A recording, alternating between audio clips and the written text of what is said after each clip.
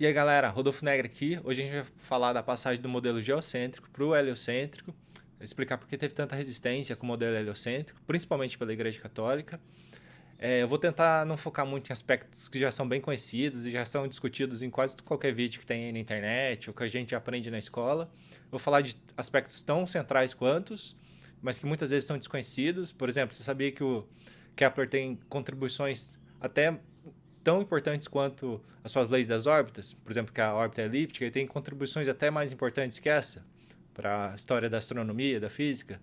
Por exemplo, você sabia que o Giordano Bruno, além de ser um místico e ter todas aquelas ideias de múltiplos mundos que todo mundo fala, ele era um grande filósofo natural e pode ter contribuído para o desenvolvimento da relatividade de Galileu? Então, hoje a gente vai falar disso, então toca a vinheta aí.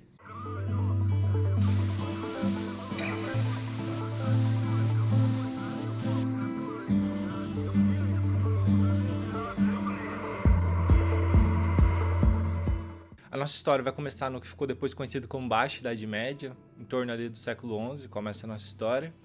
E o que está acontecendo ali nesse tempo, ali na Europa Ocidental? Você tem o início das cruzadas, as cruzadas vão abrir rotas comerciais, essas rotas comerciais obviamente vão favorecer o florescimento do comércio, que vai começar a ter um aumento gradativo ao passar dos séculos das cidades, e você tendo esse grande aglomerado de pessoas, você vai ter, por exemplo, que precisar de médico ou de profissionais do direito, né? Porque você vai ter mais roubos, né? Por causa dessa aglomeração de pessoas, as pessoas vão ficar mais doentes, não vão precisar de médico. E vai ter pessoas interessadas em estudar direito, medicina, teologia nesses grandes centros urbanos. E aí, então, vai favorecer o surgimento das primeiras universidades europeias. Já ali no século X, XI, você tem, por exemplo, a Universidade de Gênova, a Universidade de Bolonha, de Paris, de Oxford, que esse pessoal interessado em aprender mais sobre medicina da época, direito, teologia, vai procurar filósofos conhecidos da região, da cidade, para aprender esse tipo de coisa. Então o conhecimento vai deixar de estar restrito a escolas monásticas, né, que ficava ali entre os monges, traduzindo livros e um ensinando o outro, e tem até um certo ensino assim, para crianças e tal, mas é bem restrito. E vai ter um ensino um pouco mais amplo nessas universidades que as pessoas vão para aprender essas profissões, principalmente. Essas rotas comerciais também vai favorecer um maior contato com outras civilizações que estavam bastante adormecidos lá na Alta Idade Média. Já na Baixa Idade Média, com essa abertura de rotas comerciais, vai ter um maior contato com os bizantinos e também com o mundo islâmico. E, obviamente, nesse contato você vai ter trocas culturais também. E aí que muito da cultura islâmica bizantina vai começar a chegar de forma direta ou indireta na Europa Ocidental, cristianizada da Idade Média. Então, muito dos árabes que eu falei lá no vídeo sobre geocentrismo, eles vai começar a chegar na Europa, vai começar a chegar também outros bastante importantes, tem até árabes que colocaram ali princípios de robótica, se a gente for ver, mas eu não vou discutir isso hoje. E dois que vão destacar bastante nessa entrada na Europa vão ser os que ficaram conhecidos pelos nomes latinizados de Averroes e Avicena. Avicena também, o nome original do Avicena era Ibn Sina. E até o Averroes é bastante importante, que ele vai ficar conhecido como o comentador, por causa dos comentários dele sobre os livros do Aristóteles, né? E é principalmente por esses contatos com os islâmicos que muitas obras que estavam perdidas do Aristóteles, além de outras, do mundo clássico, ou mesmo de alguns comentadores, filósofos ali já do início do medievo, que estavam adormecidos nesse mundo ocidental, vão chegar agora na Europa Ocidental, através desse mundo islâmico. Então, com essas universidades, muita gente reunida para aprender teorias avançadas, né, as de Aristóteles, de outros autores clássicos, e esse influxo de livros que estavam preservados principalmente pelos islâmicos, vai criar um novo interesse pela filosofia e também pela filosofia natural nas pessoas da medievalidade, né? Das pessoas da Idade Média. Um filósofo que vai ganhar bastante destaque é o Tomás de Aquino, ou São Tomás de Aquino, que ele vai basicamente cristianizar a filosofia de Aristóteles. Se a gente lembrar lá, já dá para notar no meu vídeo sobre a física de Aristóteles, dois aspectos bastante importantes da filosofia de Aristóteles, que favorecem, né, que ele seja cristianizado assim pelo Tomás de Aquino. O primeiro deles é que é uma filosofia que tenta ser totalizante, né, como falei, ela tenta dar explicação metafísicas e também tenta explicar a natureza, né, como um todo e tentando ser de forma coerente no todo, né. Isso favorece muito colar ela com a fé cristã, porque também a fé cristã nessa época tem todo um aspecto totalizante, de interferir também na economia, na política, dominar vários aspectos da vida social. Então a filosofia aristotélica casa muito bem com essa fé cristã. Além disso, se a gente lembrar lá do vídeo da física, você tem aquele primeiro motor do Aristóteles, que casa muito bem com uma ideia de Deus. O Aristóteles, obviamente, não está pensando num Deus cristão, né, como está nas escrituras sagradas, mas fica muito fácil de fazer essa interface desse primeiro motor com o Deus cristão, e isso também favorece uma cristianização da filosofia aristotélica. E, simplificando bastante, é justamente isso que o Tomás de Aquino vai fazer. E nisso também você vai ter uma passagem da fé cristã, que estava até então mais preocupado com a vida após a morte, que tenta interpretar o mundo também como uma obra de Deus e que é passível de ser racionalizada, e que ao fazer isso, você tentar interpretar o mundo, entender ele, você não está entrando em desacordo com a fé cristã, porque justamente está tentando entender a fé em Deus, e a filosofia aristotélica vai influenciar bastante em dar essa interpretação e tal, e o Tomás de Aquino vai desenvolver isso mais, só que eu não vou entrar nessa questão. O que é importante guardar dessa discussão é que a física de Aristóteles passa a ser, então, nessa época, não só uma mera ponderação sobre a realidade física, sobre a natureza.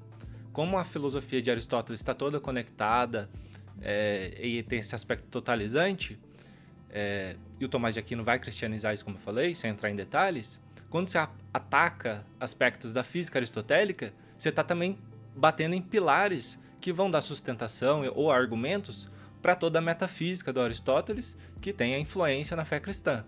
Então, quando você quer dizer, por exemplo, que a Terra não é o centro do cosmos, você também está, de certa forma, atacando toda a metafísica que depende que tenha aquele primeiro motor e tenha toda aquela coerência. Bem, e o pessoal daquela época não era mais ou menos inteligente que a gente. Eles conseguiam ver também aspectos problemáticos da filosofia aristotélica e também da física, que é o nosso enfoque aqui. E um desses aspectos bastante importantes, problemáticos da física aristotélica, como eu já falei lá no vídeo da física de Aristóteles, é a questão do lançamento de projéteis. Então, aquela ideia de que ao você lançar um projétil, o que explica aquele movimento, por exemplo, é quando a pedra foi lançada, para dar um exemplo, o deslocamento do ar, o ar vai para trás da pedra e ajuda a empurrar a pedra, porque você tem sempre que ter aquele contato entre motor e movente. E o Aristóteles, como eu já falei no outro vídeo, ele entendia os problemas disso já de cara, ele viu que era uma explicação meio problemática, e muita gente vai notar isso, vai notar que como você usa para explicar o movimento, algo que também atua para parar o movimento. Então, o lançamento de projetos era um aspecto bastante problemático. Então, ali no século XIV, por exemplo, você vai ter uma pessoa que vai dar uma contribuição bastante importante, um escolástico, que é o Jean de Buridan, que foi até reitor da Universidade de Paris, se eu não estou enganado, que ele vai propor o conceito de ímpetos. Ainda é bastante discutido de onde ele tirou inspiração para isso, mas provavelmente ele tirou de alguns autores árabes, árabes islâmicos, que eu quero dizer, né? Islâmicos de modo geral, porque nem todos são árabes. Eles podem ser berberes ou persas, enfim. Ele inspirou isso de alguns autores islâmicos e que provavelmente também tenham tido inspiração de um filósofo que morava em Alexandria no século VI, que chama João Filopono. E o problema é que esse João Filopono, depois da morte dele, ele foi considerado herege e teve a pior excomunhão que pode ter tido da igreja, que era se tornar um anátema. O João Filopono se tornou um anátema e todos os escritos do João Filopono foram destruídos. Ele não foi preservado no mundo cristão ocidental e ele foi preservado depois pelos islâmicos. E provavelmente, se o Jean de Buridan teve acesso aos escritos do João Filopono, foi justamente por esses novos contatos com o mundo islâmico e ter contato direto ou indireto com os escritos do João Filopono por meio desses escritos islâmicos. Mas enfim, o que é tão importante que o Jean Buridan vai propor? para solucionar esse problema de lançamento de projéteis. É o que ficou conhecido como teoria do ímpetus. Então, ainda dentro de um paradigma aristotélico, o Jean Buridan vai propor, e baseado no João Filopono, que o motor de um projétil lançado, ou seja, de jogar uma pedra, não é o ar que vai para trás dessa pedra e empurra ela. É, na verdade, um ímpetus. Então, é como se fosse uma entidade mesmo, uma qualidade dentro desse paradigma aristotélico, que você impregna a pedra, e a pedra está dotada desse ímpetus, e esse ímpetus é o motor da pedra. E ele vai cessando com o tempo, até que a pedra começa a assumir a sua qualidade natural, né? Seu movimento natural, e desce para a terra. Então, pro Jean de Buridan, o que vai ser o motor no lançamento de projétil vai ser esse ímpetus. E ele chega até a falar que esse ímpetus é proporcional ao peso e à velocidade. E você conhece física e sabe bem o que é proporcional ao peso e à velocidade. O peso, nessa época, a gente pode entender como massa, o que a gente entenderia hoje como massa inercial. O que é proporcional à massa e à velocidade? Quantidade de movimento. Então, o Jean de Buridan estava chegando bem próximo da nossa noção de quantidade de movimento, ou de momento linear, como você preferir chamar.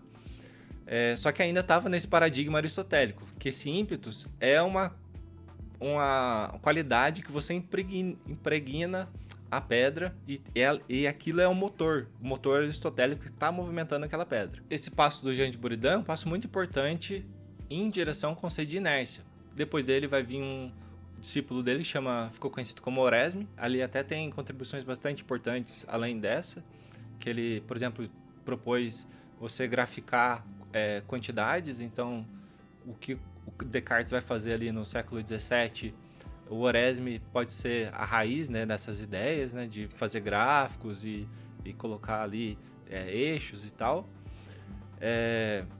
Então, o Oresme ele vai obviamente herdar esses conceitos do mestre dele, do Jean de Buridan, e o Oresme vai pensar na possibilidade da Terra se mover, o movimento rotacional da Terra, e ele vai falar que seria impossível você distinguir entre o movimento rotacional da Terra com a esfera celeste fixa, do movimento da esfera celeste rotacionar, e a Terra está fixa, como preveria, como postulava, né, o modelo geocêntrico. Ainda assim, Oresme vai falar que a Terra está fixa, e justamente ele vai usar as escrituras sagradas, a Bíblia, para isso. Mas o que é importante notar, tanto com o Jean de Buridan quanto com o Oresme, é que você está tendo um desenvolvimento em direção ao conceito de inércia e de relatividade do movimento, que ainda não estava muito bem assentado nessa época.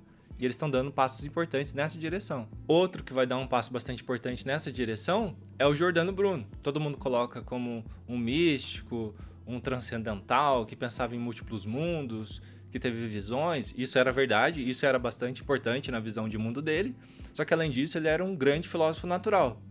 E ele vai também dar um avanço importante nessa questão da relatividade e do conceito de inércia. Então, no livro dele, A Ceia de Cinzas, o Giordano Bruno vai propor um experimento. Ele vai falar, se tem uma pessoa na margem de um rio segurando uma pedra e outra pessoa dentro de um barco segurando outra pedra, se os dois soltarem a pedra vai fazer, para quem está no leito do rio, vai ver a pedra dele descendo em linha reta, e a pedra da pessoa que está no barco vai fazer um arco. O Giordano Bruno vai falar, para quem está no barco, a pedra vai descer em linha reta, e a pedra da pessoa que está no leito do rio vai fazer um arco. E o Giordano Bruno vai falar, então, que a linha reta ela se mantém como movimento universal, mas depende do lugar onde você está localizado. E ele vai falar, e ele conhecia, obviamente, esse conceito de ímpetus, mas mesmo assim ele não usa o conceito de ímpetus para explicar isso. Ele vai falar que a pedra que está no barco, com a pessoa segurando ela e vai ser soltada, ela adquire a virtude do barco. Ele usa virtus. E com essa virtude, ela mantém o movimento que, para a pessoa que está no barco, vai ser ainda a linha reta.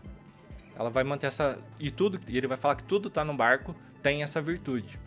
Então você já tem mais um passo bastante importante, que ninguém fala, que foi dado por Giordano Bruno, em direção ao conceito de relatividade e de inércia. Bem, isso tudo vai culminar com a relatividade de Galileu. E o Galileu vai acabar quase fechando a questão.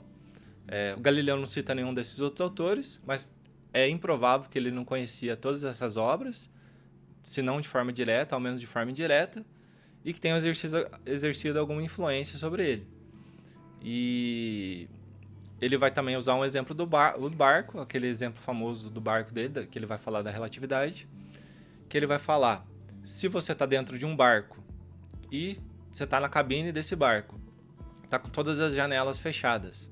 Então você tem lá, até fala, tem uns peixinhos, você pega um aquário, tem uns peixinhos nadando no aquário, você solta umas borboletas, tem um amigo seu, você começa a jogar uma pedra para ele, ele joga uma pedra de volta para você.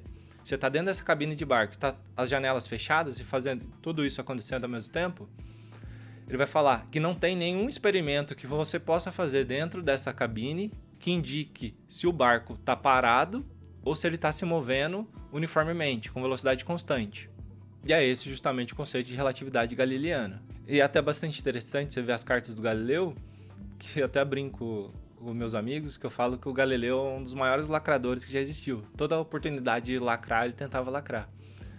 Numa das cartas dele, em referência a esse experimento, alguém contesta esse experimento, né? E ele fala assim, eu não lembro ao certo, mas alguma coisa como a diferença de mim para os outros que falaram que fizeram um experimento semelhante é que eles falaram que fizeram o experimento. Eu fui lá e eu fiz.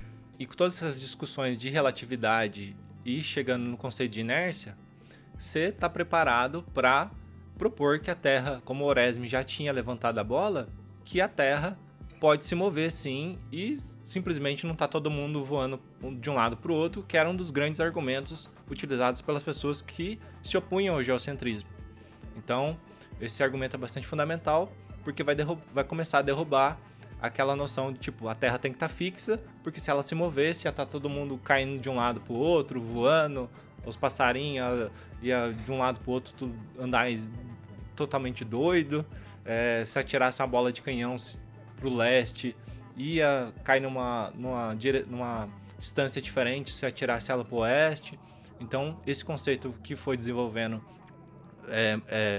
gradativamente com essas pessoas até o Galileu e depois ser finalizado por Newton é bastante importante.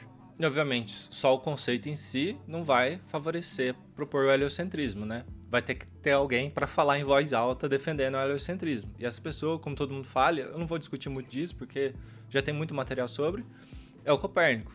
Então ele vai fazer o livro dele lá em 1540 e pouquinho e vai propor que o Sol é o centro do cosmos e não a Terra. Até discutir também de onde o Copérnico tirou essa ideia e também provavelmente, é bastante possível, né? Não provavelmente, mas é bastante possível que ele tenha lido direto ou indiretamente alguns autores árabes ou entrado em contato com citações de Aristarco de Samos, que foi um autor que viveu no século III a.C., um grego, que já propunha, sim, que o Sol seria o centro do cosmos, e daí possivelmente o Copérnico teria tirado a ideia daí e proposto o heliocentrismo nessa época. O Copérnico não está rompendo com a física aristotélica. Ele ainda está no paradigma da física aristotélica. A ideia dele de propor heliocentrismo é justamente para manter aquela ideia de esferas concêntricas, aquela pureza aristotélica, que na visão dele e de outros autores árabes e tal, que possivelmente ele teve contato, é que aqueles equantes excêntricos do modelo ptolomaico, que você pode olhar aí no card, rompem a pureza aristotélica. Então o que ele está tentando fazer é manter essa pureza aristotélica. Então, na visão dele, o heliocentrismo é uma visão mais aristotélica ainda, mais corretamente aristotélica. Mas ele foi pressionado pela igreja para colocar no livro dele que o modelo dele era só uma explicação matemática alternativa, só para fazer cálculos, e não explicava a realidade em si. Então ele teve que colocar isso para não ter repercussões negativas com a igreja. E nessa época você vai ter uma agudização da repressão da igreja para essas ideias. Não que a igreja não tivesse antes, como eu falei, a física aristotélica é um pilar fundamental, né, que vai manter aquele todo coerente. Então a igreja já não olhava com bons olhos atacar incessantemente esses pilares, mas agora isso vai estar ainda acentuado porque você vai ter a reforma protestante que vai acabar minando o poder da igreja católica, o poder político dela, né? E ela não quer que o poder político dela continue sendo contestado, então ela vai reprimir mais e mais e mais, até, por exemplo, culminar com com a execução do Giordano Bruno, que ele deu até bastante azar, que ele pegou o pior período, no pior lugar, na pior época, e acabou sendo executado na fogueira. Até esse momento, o modelo geocêntrico ele ainda está explicando melhor as observações dos astros. O heliocêntrico, apesar de já estar proposto, ele não está dando nenhuma explicação melhor, e apesar de você já ter começado a desenvolver o conceito de inércia, de relatividade, pouco está ajudando, porque o modelo heliocêntrico ainda não está explicando melhor que o modelo geocêntrico o movimento dos astros. E eu vou falar dessas observações mais contundentes favorecendo o modelo heliocêntrico no próximo vídeo, que eu vou falar das observações do Galileu e do Kepler e dos desenvolvimentos do Kepler, e daí vai ficar mais claro por que o modelo heliocêntrico foi adotado. Então, valeu pessoal, tchau!